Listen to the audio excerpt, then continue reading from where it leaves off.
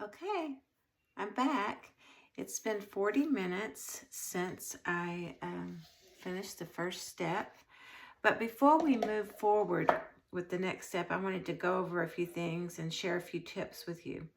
First of all, I wanted you to know that I set my starter out this morning at 7 a.m. and I fed it. And it set out all day before doing this first step that I showed you. So I leave it to sit out for 10 hours on the counter. And second of all, I wanted to tell you, if you've never made sourdough before, you'll know that flour and water quickly turns to concrete.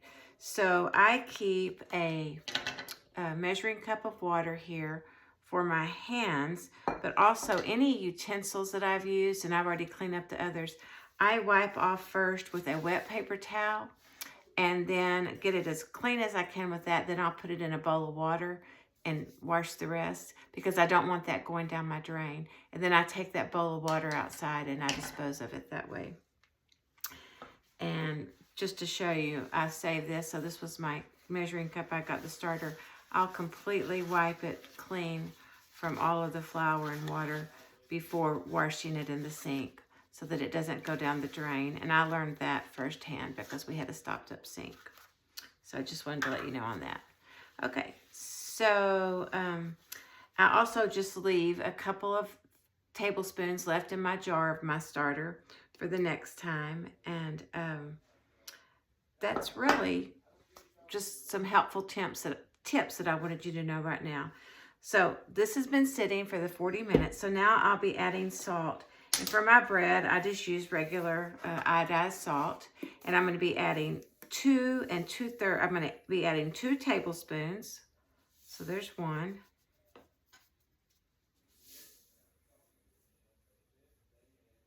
And here is 2.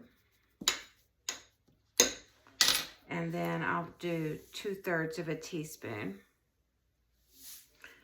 And then I'll take my water, just room temperature, and I'll just drizzle it over the top gently. And just to kind of cover it, just so that it'll get incorporated really well. And then at this point, I'll just dip my hand, and then I'll just start getting in there and massaging this. And this is the only time that I really get in and, if you will, knead this dough. And it's just so that that salt will get really incorporated in. And I will do this until I feel like it's really incorporated well. And plus, I don't know if you can hear it, but this is a very wet, sticky dough. And that's how I want it. I want it very hydrated. I don't use any measurements as far as weighing my ingredients. I just go by the feel of it. And you can really tell a lot by the feel of your dough. And also a nice tip is this is the stage. If you felt like that your dough is too watery, then this is the time to add more flour. Or if you feel like that you need a little bit more water, you can add a little bit more. And I think I'm going to add just a tad bit more water so that it'll be a really high hydration loaf. And I get my hands down there on the bottom and scrape it with my fingers to make sure I'm getting all the dough because it will harden. And I don't want hard pieces in the dough. And I think that it is pretty good.